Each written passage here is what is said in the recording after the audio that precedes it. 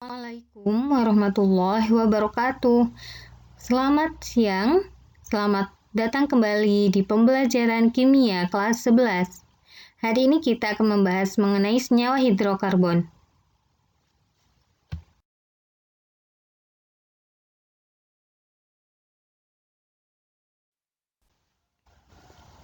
Tujuan pembelajaran, anak-anak diharapkan dapat pertama menentukan atom karbon primer, sekunder, tersier, dan kuartener dari gambar struktur senyawa hidrokarbon.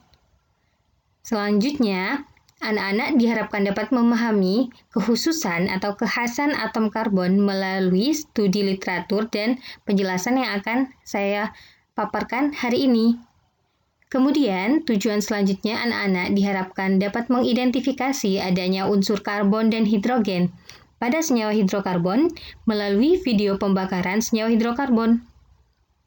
Selanjutnya, anak-anak diharapkan dapat menjelaskan pengertian senyawa hidrokarbon jenuh dan tak jenuh melalui contoh yang diberikan.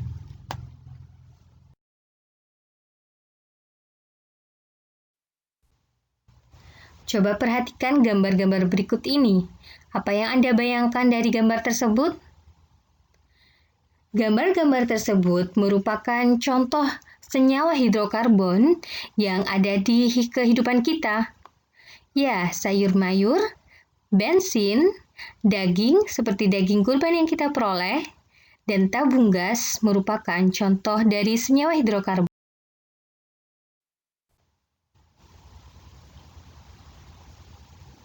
Contoh senyawa hidrokarbon selanjutnya, kalau kita tuliskan strukturnya adalah seperti berikut ini. Yang pertama adalah metil, di mana atom karbon mengikat 4 atom hidrogen. Selanjutnya, gambar di samping menunjukkan etil bromida, di mana atom karbon yang pertama ia mengikat 3 atom hidrogen, selanjutnya mengikat atom karbon yang lain, dan atom karbon yang lain berikatan dengan bromida.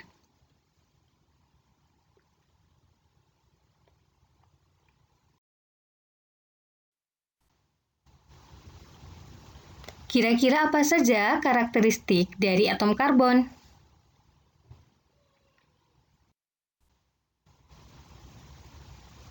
Karakteristik yang pertama adalah karakteristiknya ia dapat membentuk ikatan kovalen, seperti yang kita pelajari dulu pada saat kelas 10. Kemudian, senyawa karbon ini maksud saya dapat membentuk senyawa yang stabil. Coba diperhatikan, konfigurasi atom karbon adalah 6C atau sama dengan 2 dan elektron valensinya adalah 4. Nah, atom karbon mempunyai 4 elektron terluar atau elektron valensi. Nah, agar susunan elektronnya menjadi stabil sesuai dengan kaidah oktet, maka atom karbon hanya memerlukan 4 elektron lagi. Sehingga atom karbon dapat membentuk 4 buah ikatan kovalen.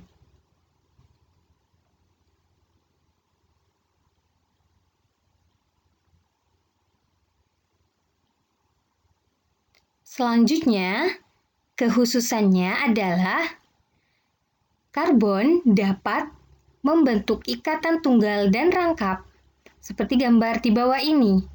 Yang pertama, atom karbon berikatan secara tunggal, sedangkan untuk gambar yang kedua dan ketiga, ia dapat membentuk ikatan rangkap 2 dan rangkap 3.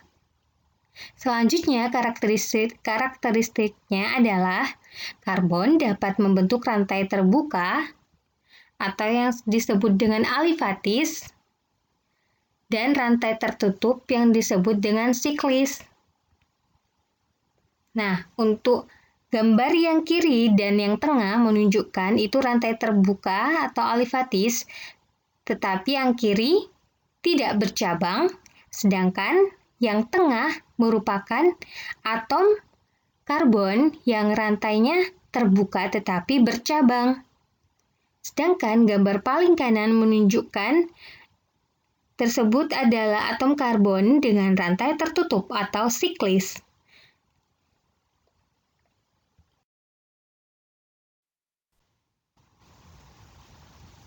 Selanjutnya, kita akan memahami tentang posisi atom karbon. Coba diperhatikan, ada 4 posisi atom karbon. Yang pertama primer, sekunder, tersier, dan kuartener. Untuk atom karbon yang primer, coba diperhatikan gambar yang orange, panah yang oranye. Atom karbon tersebut hanya mengikat satu atom karbon saja, yakni atom karbon yang berwarna hijau. Jadi, karena primer artinya utama, maka atom karbon primer merupakan atom karbon yang mengikat satu atom karbon lainnya. Sedangkan untuk atom karbon sekunder, yakni yang warna hijau, merupakan atom karbon yang mengikat dua atom karbon yang lain. Begitu pula dengan yang tersier dan kuartener. Tersier berarti dia yang ketiga. Nah, atom karbon tersier merupakan atom karbon yang mengikat 3 atom karbon yang lain. Sedangkan atom karbon kuartener mengikat 4 atom karbon yang lain. Jangan lupa mengenai istilah-istilah primer, sekunder, tersier, dan kuartener.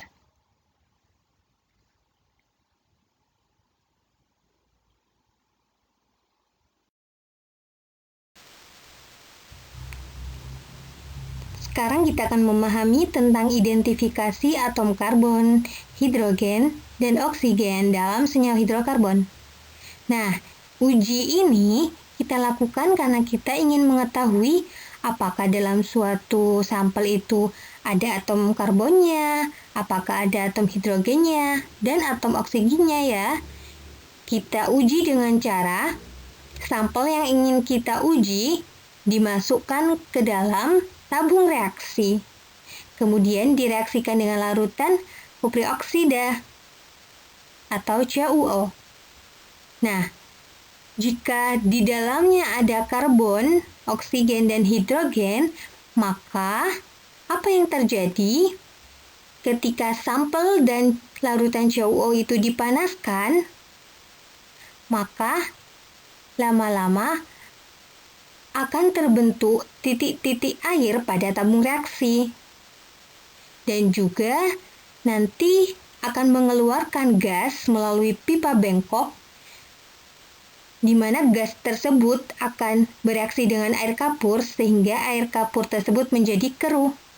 Artinya kalau air kapur tersebut keruh, di dalam sampel tadi ada atom karbonnya. Sedangkan titik-titik air dalam tabung reaksi setelah dipanaskan itu menunjukkan adanya hidrogen dan oksigen. Di mana untuk lebih jelasnya ketika kita uji titik airnya dengan kertas kobalt, nah kertas kobalt ini warnanya adalah biru. Ketika dia bereaksi dengan air atau H2O maka akan menjadi pink. Begitulah cara menguji atau mengidentifikasi adanya atom karbon, hidrogen, dan oksigen dalam suatu senyawa.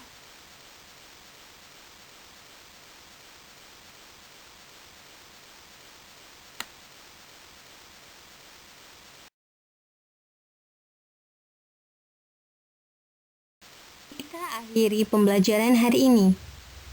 Terima kasih atas perhatiannya.